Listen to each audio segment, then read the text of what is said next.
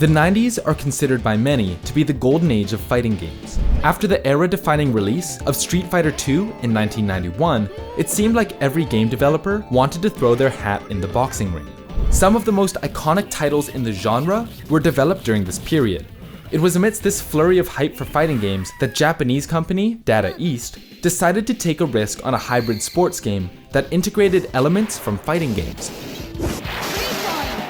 Though not wildly popular in its time, the game's bright visuals, fast-paced precision gameplay, and upbeat 90s soundtrack endeared it to the hearts of many and created a small, passionate, competitive scene.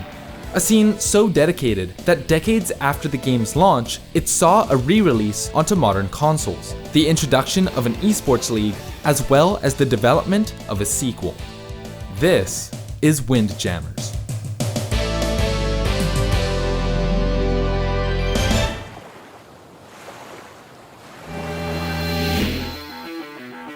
Windjammers was originally released in 1994 for the Neo Geo MVS arcade cabinet. The game is an interesting mix of Pong and fighting games. While this may seem like an odd combination, Windjammers finds a way to make it work. Similar to Pong, the goal of the game is to move an object, in this case a frisbee, past your opponent and into the goals placed behind them. Every goal is worth a certain amount of points, and is determined by where in the net your frisbee lands. There are multiple ways you can control your frisbee, and players can curve, lob, and manipulate their throws to try and mix up their opponents. First, you have normal throws. These throws can be made in any cardinal direction, although throwing behind you is ill-advised. The supersonic is a sped-up version of the normal throw, achieved by hitting the throw button at the exact moment that you catch the frisbee. These help speed up the pace of the game and catch out opponents who aren't paying attention.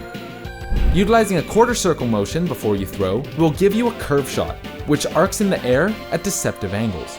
Each character has a slightly different arc to their curve shot, so knowing who you're up against is important. Lobs are your most important tool for manipulating the tempo of the match. By pressing your second button, you toss the disc high in the air, forcing your opponent to catch the frisbee where it lands, rather than anywhere along its trajectory like normal throws. This allows you to break the flow of the game and force your opponent to slow down, while also repositioning them closer or farther from the net to suit your needs. Finally, you have supers, which can be broken down into three groups. A custom super, which is unique for each character, a super spin, which is an enhanced version of the curve shot, and the hammer throw, which is similar to the lob but throws the frisbee on its side, commonly used to punish opponents who are too far from their net. These varying attacks and characters is what ties Windjammers so closely to the FGC, as well as the fact that this game has no RNG whatsoever.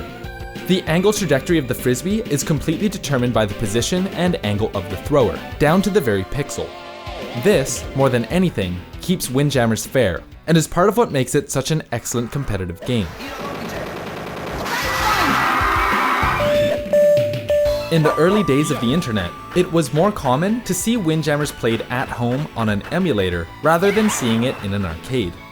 As the arcade scene became smaller and smaller, many of the classics like Windjammers fell dormant for a time, waiting for the year that the internet would be enough to reignite its fanbase. That year, after a lot of waiting, would finally come. In 2012, in France, a man who went by the alias Dan created a forum aptly named Windjammers France. This forum was a place for people to get together and, through the use of GGPO emulation, play everyone's favorite frisbee game online. While initially small, it was here that we see the first appearance of the player that many consider to be the best jammer in the world, Kevin Kreff, better known as K-Kun. It was just a forum at the time, and we were playing on a free software called GGPO. It was so cool to have more people to play, because at the start we know Windjammer was a good game and with a real competitive feelings. This handful of passionate fans would form the basis of what would become the strongest Windjammers region in the world. During the years leading up to the release of Windjammers on the PS4, France would be grinding thanks to the online emulator community. Meanwhile, back in the United States, things took a slower path. Without a central online hub like the French, American jammers were only able to flex their skills at certain FGC majors where select individuals would bring MVS cabinets. This sporadic, decentralized approach kept a lot of new blood from entering the scene.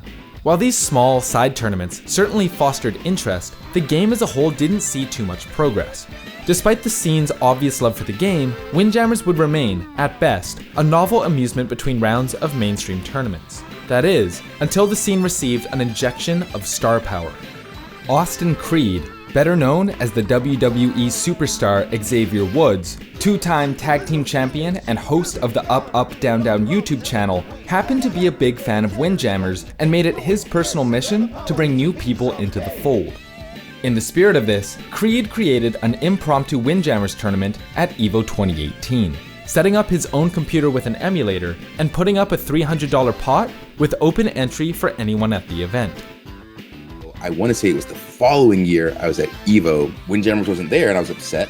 And I had my Microsoft Surface and I had an arcade stick. Somebody else had an arcade stick. And I set up a Windjammers tournament playing off an emulator at EVO. So it was the first, I believe it was the first EVO Windjammers tournament. We topped out at like 36 people. I went to the ATM and got $300 out of my account. And I put up $200 for first place, $100 for third place, and nothing for second. Because second place shouldn't get anything. You're the first loser. But I just really wanted people to play this game. So I was like, okay, free tournament. If I throw some money, maybe some people will jump in. And they did. What started as a casual good time ended up as a 32-man bracket, and unbeknownst to everyone, started a movement that would result in the resurrection of Windjammers. Now, while Creed may have been the match that sparked the Windjammers fire once again, he certainly was not alone in laying the foundation. Frankie Sisto, a Windjammers player, commentator, and hype man from New Jersey, had been working alongside a group of players based out of Delaware known as East Coast Jam to get the game active at various East Coast FGC events. For years, they had been fighting an uphill battle with little to no returns on the amount of effort they sunk into the game.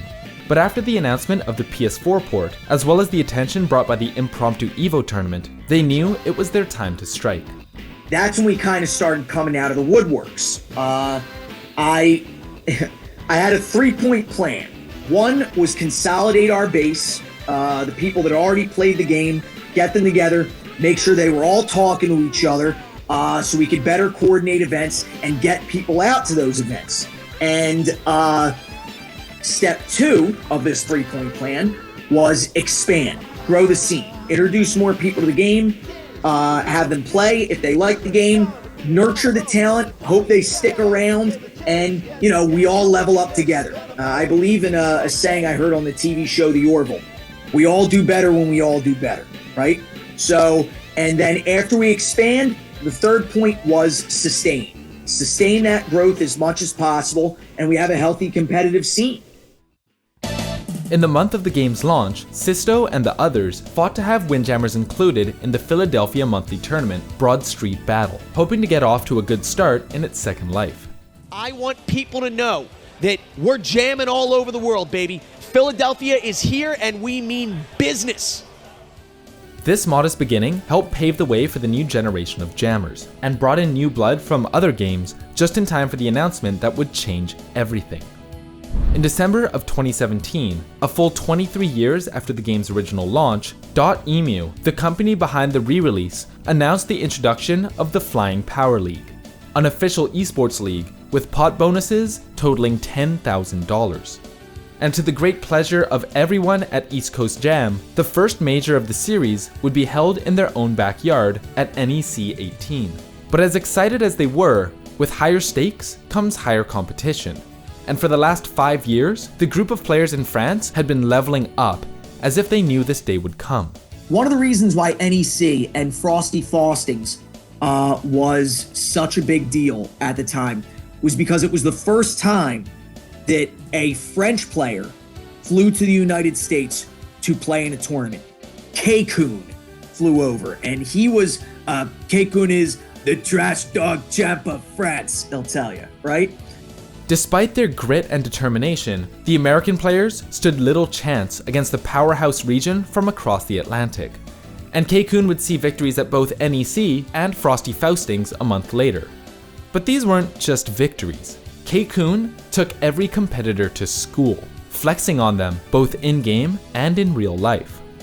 K-Kun came to Frosty Faustings and obliterated everybody. It wasn't even a contest. We were in awe of his skill. In the grand finals, he beat his opponent. And when it was obvious he was going to win the round, K-Kun drops his stick and starts doing push-ups on the stage. And the crowd is going nuts. They're eating up every second of it. In that moment, K-Kun effectively became the anime villain of the Windjammers scene. It was obvious that NA players would need to level up. The US players had a lot of work to do, and now they had a tangible goal to strive towards, to better themselves and eventually overcome the French wall in front of them. A couple of months later, K-Kun would return for Winter Brawl, and this time, he brought backup. The Americans would get to test their strength against more top-tier opponents, but even with all of their training and improvement, the US was still no match for the French Titans. 4 Frenchmen flew over to play. Danyan, K-Kun, Eleazar, and Tuxosaurus. And obviously the French were destroying us, because this was when the competitive American scene was still growing. Jordy, who is now the second best player in North America, Jordy is sitting there, and the French were clobbering us. But I knew that he could have beaten Tuxosaurus. I went up to him as he was sitting there in his phone, and I literally said to Jordy, I said, "You need to kill Tuxosaurus," I said to him. And he looks up at me, and he says, "Okay, I think I can do it." And I said, you need to beat him, because we're looking like chumps right now, right? Despite their consistent losses, the US would continue to improve, with all eyes set on the conclusion of the Flying Power League at EVO 2018, where none other than Austin Creed would make his return to commentate the top 4 on stage.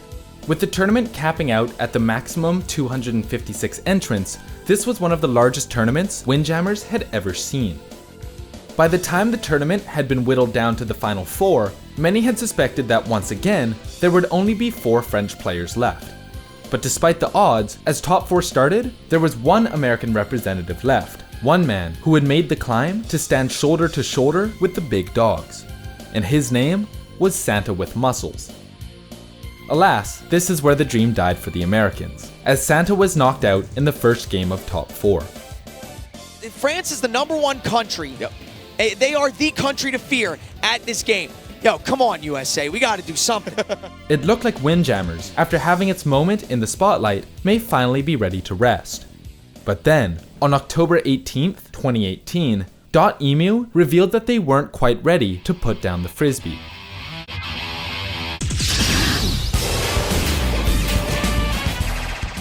Coming in 2020, it was revealed that there would be a Windjammers 2, with new mechanics, new characters, new courts, and a new life. After 26 years of playing, fans would now have a little variety in their favorite franchise. And while they waited for its release, Jammers would be getting a second season of Flying Power League, despite everyone's expectations. Although the scene hasn't made it back to EVO since their 2018 run, with a sequel on the horizon, anything is possible. Although the landscape may look a little different. There's definitely a pecking order, but when Windjammers 2 comes out, stuff's going to change, man. It's going to be crazy. You got a lot of people that are going to come out of the woodwork to stake their claim, and it's possible. The thing is, 26-year-old game, the crazy thing is, with the sequel on the horizon, we're just getting started. The FGC can sometimes be an intimidating place, but if you're looking for a place to try your hand, look no further than the community held together for 26 years by nothing but a love of the game. Thanks for watching. It's not often that we get to feature Frisbee content on this page. It's a nice change of pace. Do you think Windjammers is really a fighting game? Does it belong in the FGC? Let us know your thoughts in the comments below. This video is also brought to you by our newly released Patreon.